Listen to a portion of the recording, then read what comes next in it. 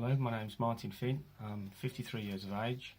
I've always been interested in sports, particularly football, from a very early age. Started playing for my school team when I was 9 and went through to play junior football, youth football, and then men's football. Went to a professional team when I was 16 until I was 18, and played semi-professional for about 12 years. Was fortunate enough to play at Wembley and get a man of the match awarded to me in that game, and win a FA Vars final. I got involved in the highest standard of football when I was about 15. I'd been playing for my school team, playing for my Sunday team, and then I got asked to go and play for a team called Bournemouth St Michael's, which is a semi-professional team in the West Midlands, and I played in their reserve team against men.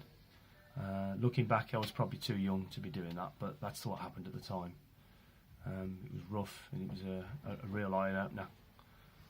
When you first play under floodlights, it's a nerve-wracking experience, and when you play against big blokes who don't take any prisoners, it's an eye-opener. So that was my first encounter. And then I moved on to another team, a bigger team there called Sutton Coldfield Town, and was playing in their youth team against professional teams. We played in the FA Youth Cup, played Coventry City, and played against Aston Villa, teams like that. So then you just started to play against players who were at professional clubs, and you realise if you want to get on, you've got to be a lot better than you are. You've got a lot to learn. You think you know it all, but you don't till you start playing those guys. I was playing for Sutton Town youth team, and somebody asked me to go for a trial to a team in Devon, which was Exeter City, who were then in the old 3rd Division. I went there for one Easter weekend for 4 days, and after the second day they offered me a full-time contract, which I duly accepted.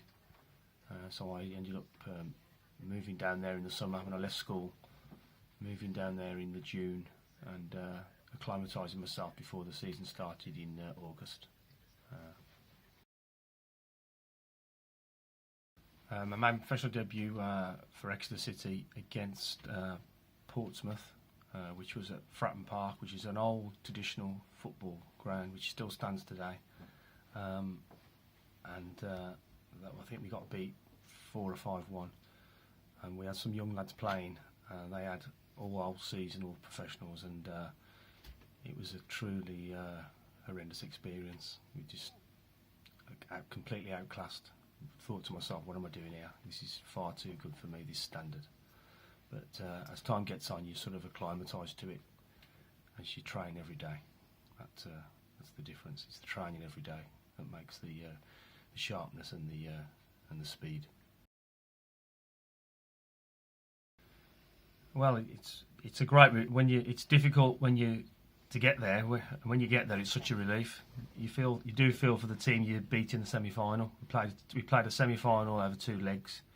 A team from up in Hull called North Ferriby United, and you do feel for their players because they're just as close to getting there to you, and the pain they must have been feeling, because it's a one-off chance. You don't see teams returning twice to Wembley. You're only going to get one bite of the cherry, and if you miss out at the final hurdle, it must be very, very painful. So we was lucky to get there, and it's actually a brilliant weekend because they take you away, treat you like a professional because you go and stay in a nice hotel. I was fortunate enough that it was a record-breaking crowd of 28,000 at Wembley, so there was a great atmosphere, and there was about 12,000 people from Tamworth went. I think the whole of Tamworth went. I think it was last one out, turn the lights out. So it was a truly magical experience all the way through. I met one of my heroes on the day, Pat Jennings, who was a great goalkeeper for Tottenham. He was a guest of honour, so I got to shake his hand and meet him. So just the whole weekend was fantastic, and we actually went to Wembley on the Friday before the to have a walk on the pitch and that.